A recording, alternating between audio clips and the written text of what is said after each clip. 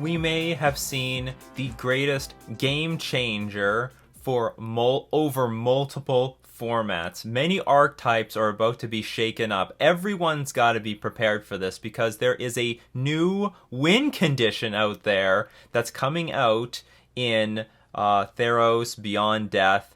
It's going to change everything.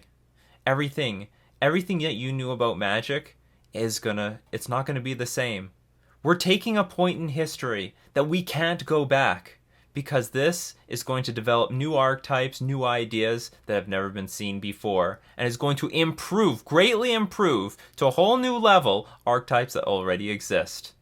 I bring to you today Thassa's Oracle, a blue 1/3 Merfolk wizard, and when Thassa's Oracle enters the battlefield, look at the top X cards of your library, where X is your devotion to blue. Put up to one of them on top of your library and the rest on the bottom of your library in a random order. But here's the thing. If X is greater than or equal to the number of cards in your library, you win the game. Now, this matters so much because so many maniacal people have been trying to win the game for forever with Laboratory Maniac.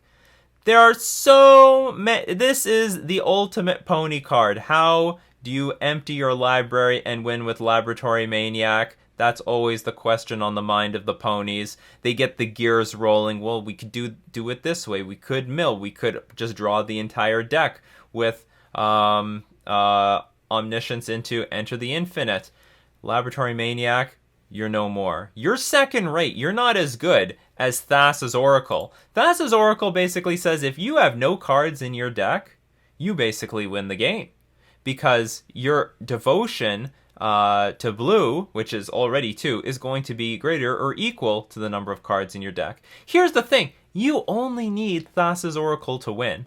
With Laboratory Maniac, you need to draw a card. So you need 3 mana for the Laboratory Maniac. You need at least 1 mana to draw the last card in your deck, whether you're playing like Brainstorm, Ponder, whatever it is. You need 4 mana and 2 cards.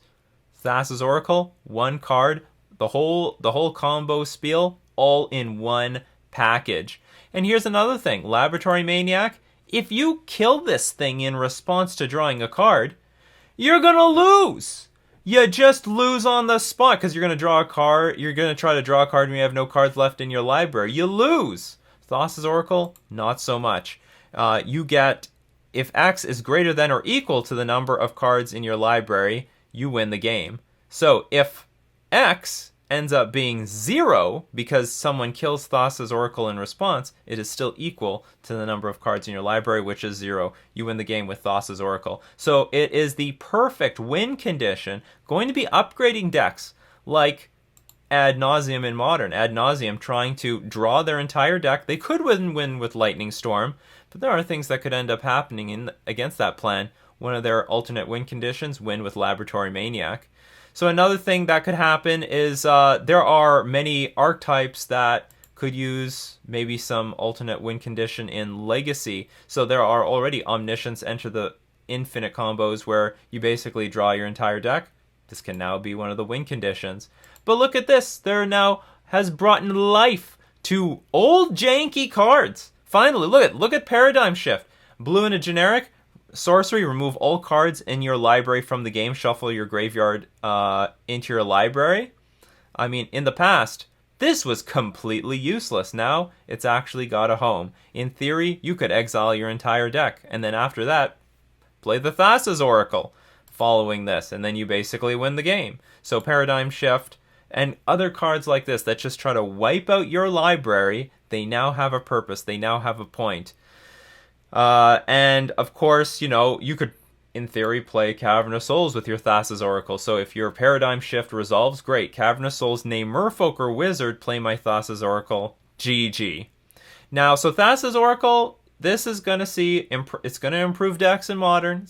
It could create new archetypes in Legacy. And who knows what people are going to do in Vintage. Of course, in Ponyland and Commander, people are going to be all over this. Now, this card is also a Merfolk and a Wizard. How is that going to affect the Merfolk and Wizard archetypes? Well, it's not, because I do believe that it is a pile of crap in that category. This is definitely the time of the year where the entire Merfolk community will just look at the very first Merfolk card and think that this is the next Messiah. This is not the Messiah. And you look at this thing, it's only a 1/3 creature.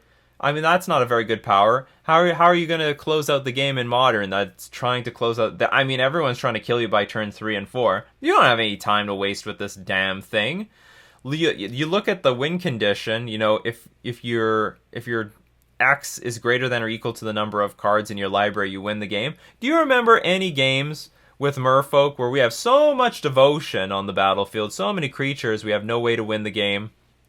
We were always wondering, if only we just win the game out of nowhere with something like Thassa's Oracle. No, that's never happened. In Modern, you're either just like dead really, really soon, or you have nothing on the battlefield because your opponent's already dealt with it in some other manner. So that ability doesn't matter. Now, the scrying part, it's okay, but it doesn't put it into your hand. So basically, you're spending 2 mana on a bizarre scry. I think I would rather play Op to do something on turn 1, because the thing is, in Modern, you don't have any time for this. When you play something on turn 2, it better be supported by something strong on turn 3, and this is basically doing nothing on turn 2, and you're starting the game on turn 3. That's not where you want to be in Modern. You want to be starting the game on turn 2, and then backing that up with something much more powerful on turn 3. So, Thassa's Oracle puts you way behind. If you could put the card into your hand, this could change everything, but it doesn't. It just puts it on top. Have we ever even been looking at filtering? We don't. Basically, if we have... I don't mind filtering at 1 mana, so if this was a 1 mana card and had a similar scrying effect, I'd be okay with that too. Sometimes we need just a 1 mana creature to smooth out our draws so that we get the mana that we need. But if we have 2 lands in play, that's basically all we need. We don't need any more help. Thassa's Oracle again, if it was a 2/2 creature, alright! Not a bad clock. 2 power, not bad. 1/3, not important.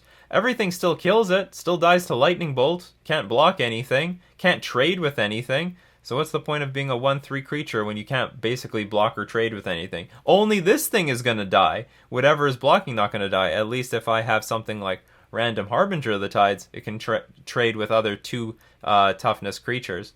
So Thassa's Oracle, not what we're looking for in Merfolk. Now for Wizards and Pioneer, this could be a completely different story. This card actually does look appealing because the toughness is useful in Pioneer. We look at the mono black aggro deck. What is it? It's just a bunch of 2/1 creatures. So a 1/3 that can adequately block and kill everything that attacks. That is something that we're in for. Also, we don't have as many bombs, and maybe we want to smooth out our draws. I don't mind if I have my hand. I sometimes lose because I cannot curve out. So if we have Thassa's Oracle in play, I can help scry for the lands that I need to reach the top end of my deck. If I'm all lands but no win condition, I can play Thassa's Oracle and then scry the bombs to the top of my deck, enabling me to win that way. So Thassa's Oracle also helps really well with Devotion. Double blue is where you want to be if you're trying to activate Thassa, if you're trying to get more value out of Nykthos, and also to get more elementals from Master of Waves. Not to mention the 3 toughness actually is incredibly valuable because it dodges Wild Slash and Stomp, which are super common in a lot of red decks. So that 1 toughness more makes a much bigger difference in Pioneer. It's a beautiful art.